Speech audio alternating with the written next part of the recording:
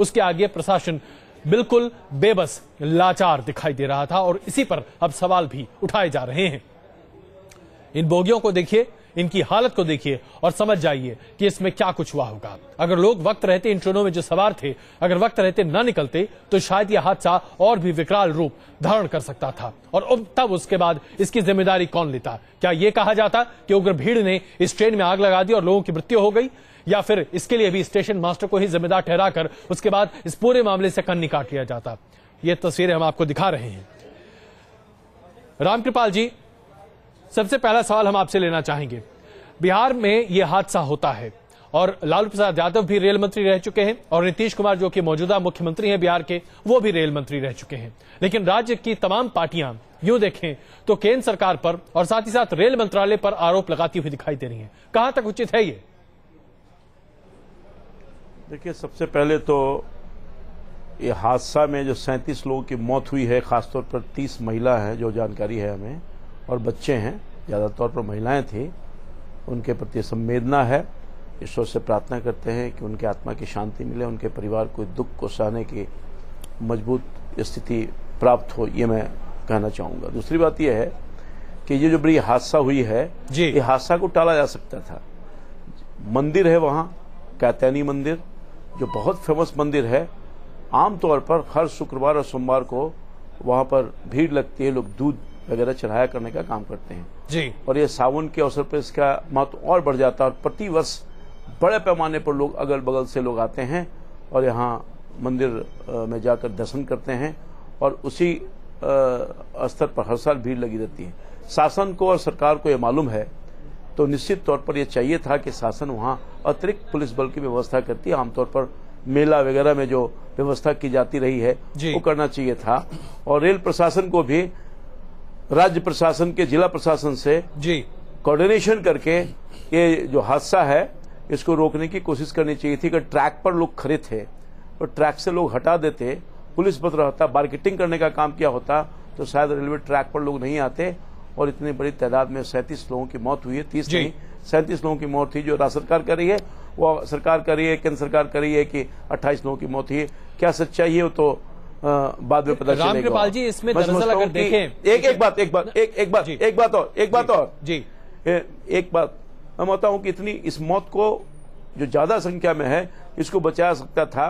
तुरंत रेस्क्यू नहीं हुआ, 7 से 8 घंटे तक लोग तड़पते रहे, मेडिकल एड नहीं मिला और जिला प्रशासन का तो पता ही नहीं था।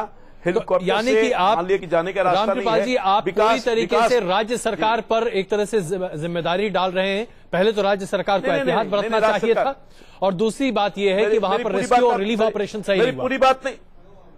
मेरी पूरी बात नहीं कंप्लीट हुई। कृपया आपसे निवेदन ये होगा कि मुझे कुछ बोलने दें और उसके बाद फिर आप दूसरा सवाल करेंगे, मैं जवाब दूंगा। दूसरी बात यह है कि वहां कॉशन लगता था रेलवे के माध्यम से, मगर कॉशन बीच में हटा दिया गया। अगर कॉशन लगा होता तो ट्रेन रुक रुक कर आती, विसिल करती, अलर्ट रहती या ट्रेन रोकी जा सकती थी। मगर पता नहीं किन वजहों से ये कॉशन जो लगता था वो हटा दिया गया। हर शुक्र और सोमवार को भीड़ आमतौर पर लगती है, उस समय तो विशेष तौर पर लगना चाहिए था और रेल प्रशासन को चाहिए था कि उचित। तो आप एक तरह से दोनों पक्षों पर जिम्मेदारी डाल रहे हैं, लेकिन आपको लगता है कि राज्य सरकार ज्यादा इसके लिए जिम्मेदार है। ठाकुर साहब, एक छोटा सा जवाब, एक छोटी सी टिप्पणी आपकी। क्या आपको लगता है कि ये राज्य सरकार की पूरी तरीके से जिम्मेदारी थी या रेल मंत्रालय की इसमें दबी छिपी जानकारी जिम्मेदारी होती है?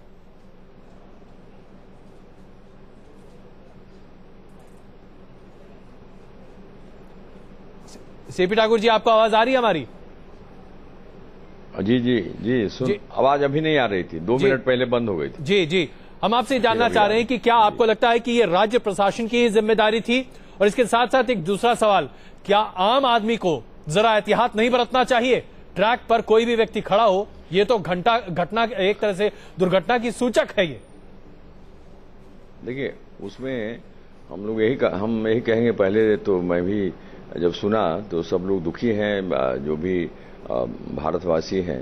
ये घटना सुनकर के सभी लोग दुखी होंगे। हम लोग तो बिहार के हैं, हम लोग ज्यादा दुखी हैं।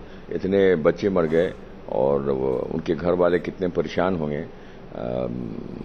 सब ये दुख का समय है। एक चीज भारतवर्ष में अभी तक नहीं डेवलप कर रहा है कि एंटीसिपेशन पर जो प्लानिंग होना चाहिए सो नहीं हो रहा है, कहीं नहीं होता है। अभी आपने देखा कि उत्तराखंड में इतने लोग मर गए, तो ये कोई चीज को एंटीसिपेट कीजिए कि यहाँ ये हो सकता है, उसके हिसाब से हम कैसे प्लानिंग करेंगे। तो ये डेवलप करना चाहिए। दोनों सरकार की इसमें गलती है जी, राज्य सरकार और केंद्र सरकार। केंद्र सरकार को भी मालूम है कि शुक्रवार और सोमवार और खास करके सावन के महीने में ये भीड़ वहां पर ज्यादा होगी, इतना तो एंटीसिपेट करना चाहिए। उस हिसाब से वो ट्रेन का वहां पर स्पीड और ट्रेन का आना, इसको भी लोग रेगुलेट कर सकता है। हमको जो हमारी जो जनसंख्या है इतनी बढ़ गई है जी, और उसको कैसे हम प्लान करें कि इधर से उधर जाए, हर जगह हर एक स्टेशन बनाया जाना चाहिए, तमाम चीजें हैं जी, ओवर ब्रिज होना चाहिए जी जी जी बिल्कुल। डॉक्टर साहब, राज्य सरकार को ये होना चाहिए कि वहाँ पुलिस का प्रबंध आज बहुत होने वाला है तो उसमें करना चाहिए कि रेगुलेट करे।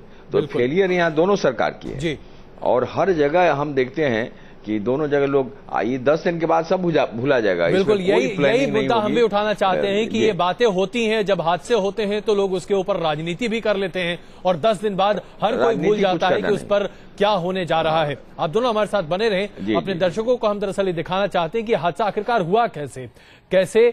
वहां पर पैसेंजर ट्रेन रुकी थी, एक पहले जा चुकी थी और एक दूसरा, 2 ट्रेनें वहां पर पहले से खड़ी थी, लोग ट्रैक पर मौजूद थे और उसके बाद राजरानी एक्सप्रेस एक तेज रफ्तार ट्रेन वहां से गुजरी और यह हादसा हुआ। सबसे पहले आप इसे देखिए, उसके बाद इस चर्चा को आगे बढ़ाते हैं कि क्या वाकई में इस पर राजनीति भी होनी चाहिए, जो कि अब हो रही बड़े पैमाने पर।